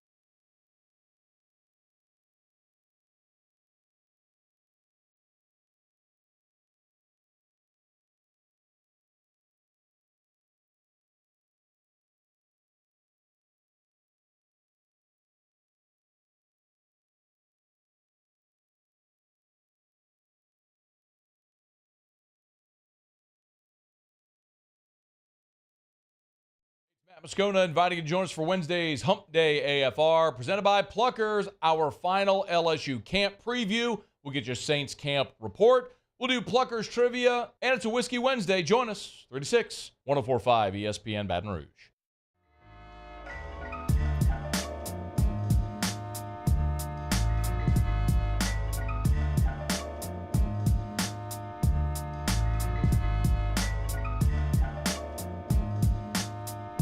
This is Hunt Palmer on 104.5 ESPN Baton Rouge. Hate to see the Brewers give up a 1-run lead in the 9th inning like that. Just really breaks my heart here on a Wednesday. Nationals score 2 in the bottom of the 9th. They beat the Brewers. Cubs 3 games out of first. We like that. That has been Cubs talk for the day. Ian Rappaport with a report earlier that Alvin Kamara, who we know is headed up to New York to meet with Roger Goodell, is expected to be suspended by the NFL. I don't know if that's breaking news. In fact, I'm confident it's not. We all anticipate that Alvin Kamara will receive some sort of suspension. What that suspension is, we'll just have to wait. Heard Charlie today that he expects 2 games. I'm kind of looking at 4. I think anything beyond 6 is probably out of the question now that we know that the felony charges are dropped and it's just a misdemeanor. I still think that the NFL likes to make an example out of folks who are doing things that aren't exactly what they want, especially when they're on video. So I feel like 4, but wouldn't surprise me at all if it was 2. Wouldn't surprise me if it was 5. I think they should decide. And just by the end of this week, they should know. The legal proceedings are over. Roger Goodell will have talked to Alvin Kamara. Let's go. And I think the Saints will be happy when that's in the rearview mirror. So we'll let you know if we hear anything. But the report by Ian Rappaport is that they expect a suspension, which we already knew. We'll talk about a guy who's not going to be suspended and right now is going to play, which is new. And that's Michael Thomas. You know the story about Michael Thomas at this point. He was on a rocket ascent after a rookie year where he went for 1,000 yards. His second year, he goes over 1,200 yards. His third year in the league, he leads the league in catches and has 1,400 yards and 9 touchdowns. Then in 2019, he sets the league record for catches. He's the AP Offensive Player of the Year, 1,700 yards and 149 catches. And since that season in 2019, when he had 149 catches in a single season, he has 56 total in 3 years. 40 in 7 games in 2020 in the COVID year. Did not play at all in 21. And then last year came back. You think, oh my goodness, look at this second half against the Falcons. He's got it. And then a dislocated toe, and then some mystery, and then we don't know where he is, and then all of a sudden he doesn't play the rest of the year, 3 games in. But he's out there practicing now, and he's going through full reps with Marshawn Lattimore, and he's a full participant in practice. So the question is, Michael Thomas, are you 100%? I don't really know what your 100% is. I'm always chasing perfection and trying to, win every rep. I'm a competitor. I don't prepare to lose. I prepare to execute and make the play. So it's a process. It's a learning process. But the good thing about the Saints, we have a lot of great competition on the other side of the ball. So I feel like it won't take long. But, you got to get in the groove. You got to get, some things down. But with the coaching and the players I'm surrounded by, I'm not really worried. I'm just taking it one day at a time. I think that's fine. I think what the Saints media is probably getting at is, do you feel limited physically by your health? Does anything hurt? Are you mentally not prepared to do something? Is that at all in the equation, or are you fully able to go? We're not asking you to go be an all-pro receiver on August the 2nd. That's not what we're saying. But do you feel good? And so he kind of dismissed that and said, I don't know what y'all mean by 100%, but I'm out there, I'm competing. The Saints are a good environment for me. And so that I thought was just fine.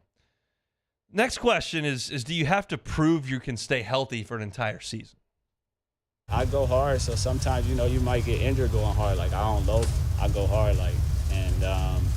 Sometimes when you go hard, you got to learn how to channel it a little bit. But, I love this game. I love competing. The game doesn't change. It's the same thing, getting open, creating separation, making plays, and moving the chains. That's how I look at it. I don't really get caught up in, new style of the game where it's, a lot of questions and stuff. I just execute myself, execute between those lines, and just make sure I make my plays. And so he didn't bite on that if he has to prove himself. The fact of the matter is Michael Thomas has gotten a huge contract. He's got $1 bajillion. And if he wants another one, he's going to have to prove he can do it. If he goes out there and gets hurt this year and plays 4 games, nobody's going to offer him another contract after this one with New Orleans is up. So in that sense, yeah, you do. And if you're a Saints fan, you'd really like him to prove he can stay healthy for a whole year, because that's really good for the team in black and gold if you can have him out there and he's close to what he once was. We know that. What I was interested in is hearing the clip. Okay, well, you haven't been healthy for 3 years now. People have doubted you. People have said your time's going to be up in New Orleans. The media is asking you questions like, hey, do you need to stay healthy, or do you feel okay? And the question is, does that put a chip on your shoulder? The chip is very big. is very big. It grows every day, I feel like, but that's a good thing about this game. You get to go out there and you get to attack someone, and then you get to go out there and you get to compete at a high level and score points and win games. So that's what I love the most, being able to win games, compete at a high level, help organization, help the guys around me, and just I come from a winning culture from Ohio State, so that's like what we was trained to do. We was trained to like win everything. We kept score on everything. So we bring that here. A lot of the guys that came from Ohio State, they bring that here too, and we just try to add to the pile. I hope that's true. I hope the chip is growing and growing.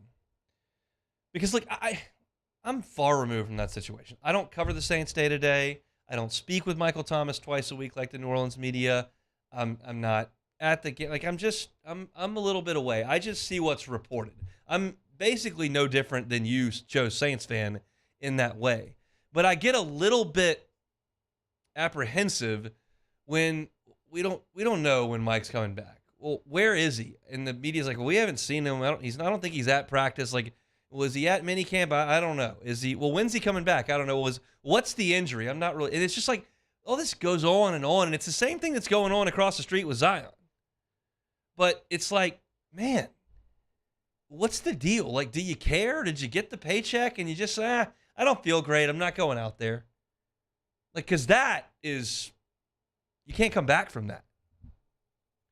But if, in fact, you want to believe this entire thing, which I have no reason not to, but if you want to believe this entire thing where he was hurt, he had a different injury with the ankle, then he came back and he was pretty much ready to go, but then he hurt the toe and he just wasn't able to come back. He rested for a whole offseason, and he did come back for OTAs, and now he's kind of a full go in camp, and he is kind of ticked off about it. Like, I don't want to hear this anymore. Like, the chip grows. I want to prove I can be the best I can be. That's all you can hope for. The physical nature of this is what it is. If his body fails him, his body's going to fail him. But the mental thing, you can fix. Like, you can be mentally tough and have the right attitude. If your foot goes, your foot goes. It just is what it is. If you mentally engage and say, I'm going to be the dude again, like that's one step. So hopefully that is the case. And Michael Thomas is sitting here going, these people think I can't do it. Watch me. These people doubt me. They think I don't care. No, I come from a winning culture at Ohio State. We won the first 4 years I was in New Orleans. We won the first 5 years I was in New Orleans. Watch me again. I hope that's the case. The variable here is now, you question where he is mentally when Drew Brees moves on. How committed are you and invested are you, and how much of your relationship with Jameis Winston is there? I don't know. Jameis Winston goes down, you got a backup quarterback in Andy Dalton who's past his prime. How much do you want to be out there? I don't know. Okay, well, we fixed that problem because you've brought in a proven quarterback in the league that's still in his prime years. What is your relationship with Derek Carr? I think it's been progressing tremendously. Derek, he's a great leader. He's very vocal. He knows what he wants. He tells us what he wants. As an offense as a whole, we lean on him to be able to come out there and make his job easier.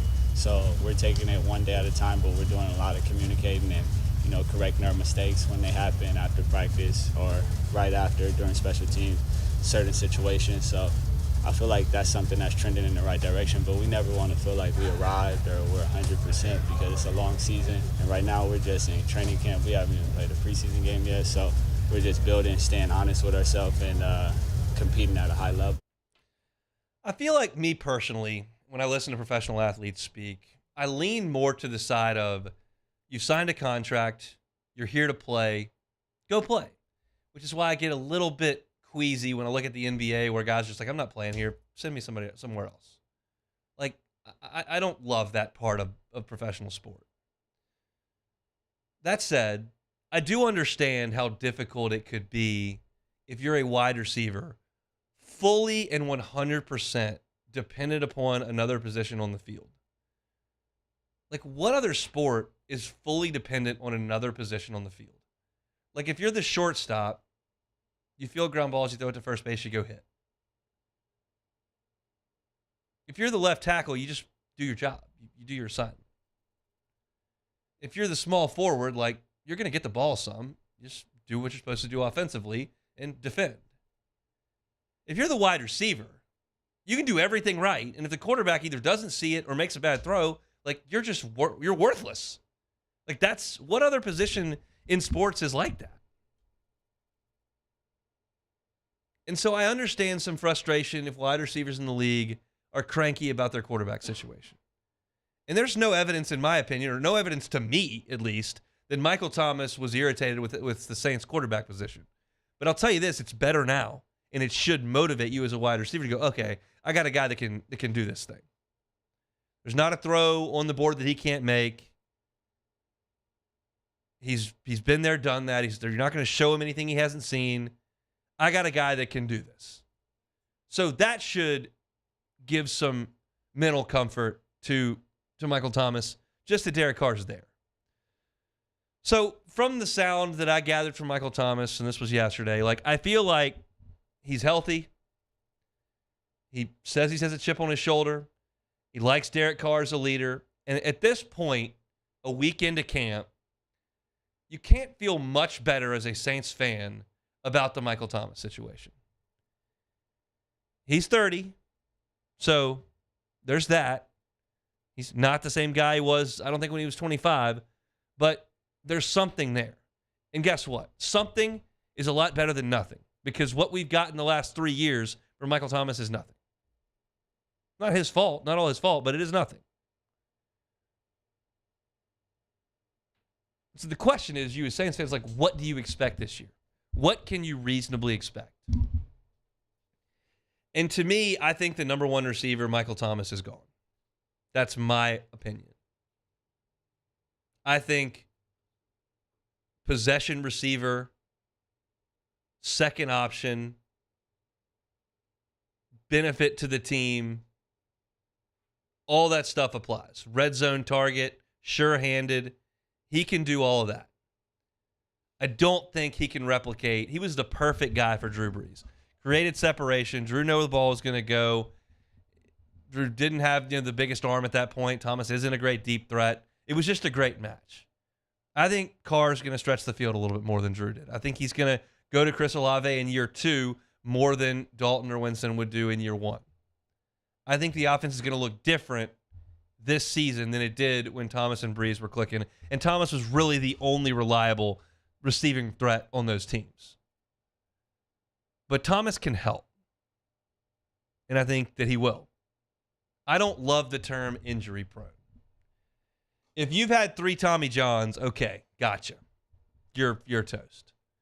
But if you're a basketball player and you sprain your ankle one time and then you come down awkwardly on your wrist 3 weeks later, like, does that mean your body sucks? Like, I'm not an orthopedic, but like, I think some guys just get unlucky.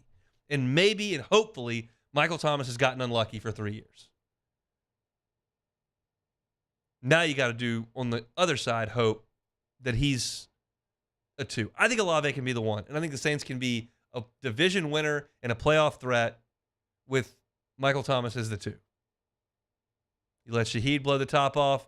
You let Olave draw the great assignment.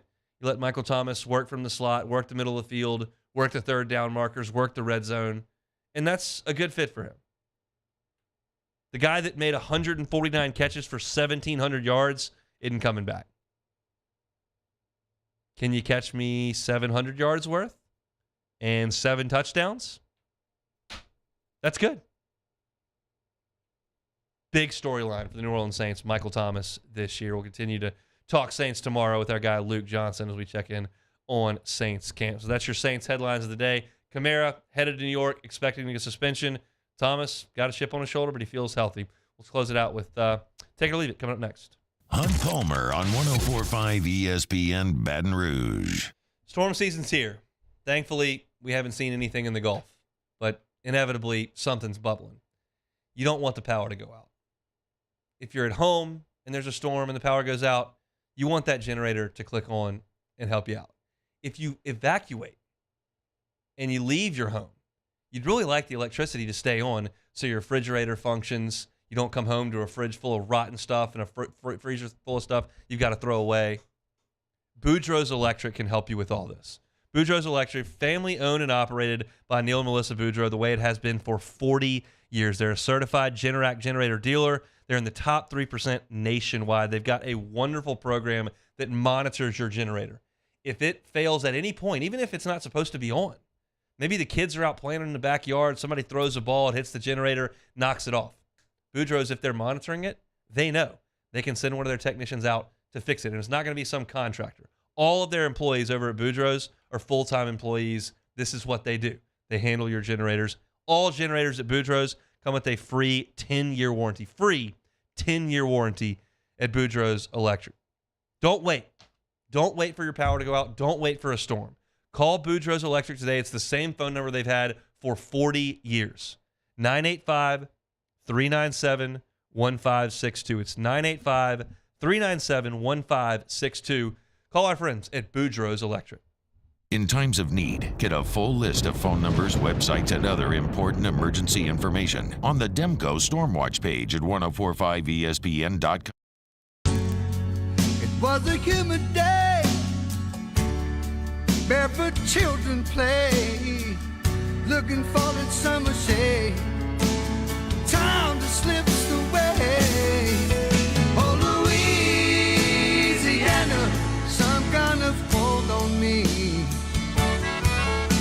like cypress stumps, your roots are planted deep inside of me.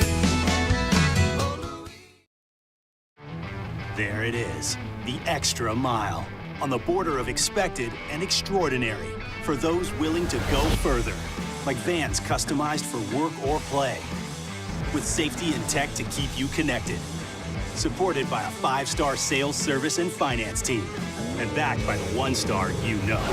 So go the extra mile. It's never crowded, because so few have what it takes to go there. Mercedes-Benz Vans.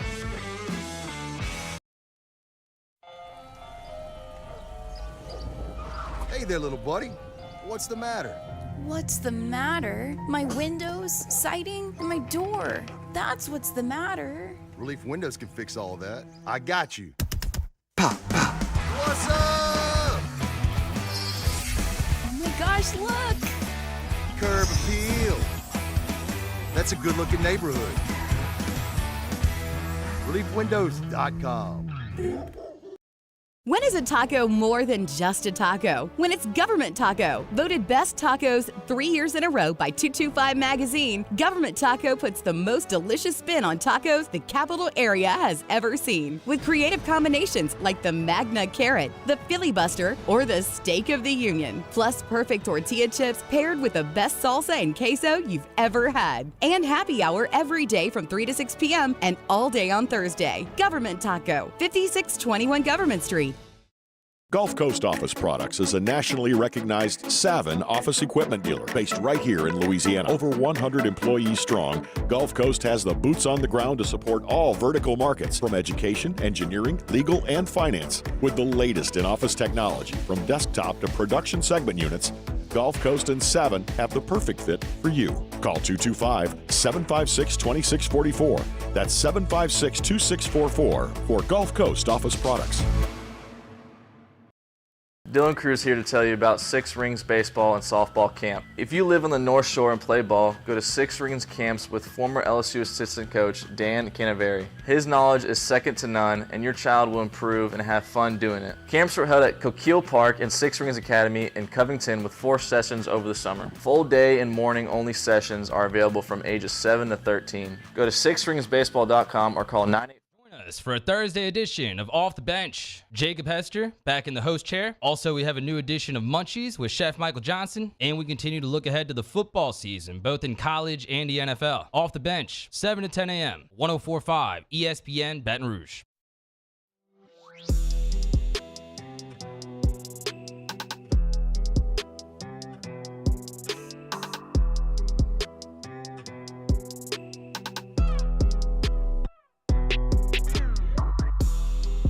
You're listening to Hunt Palmer on 104.5 ESPN Baton Rouge.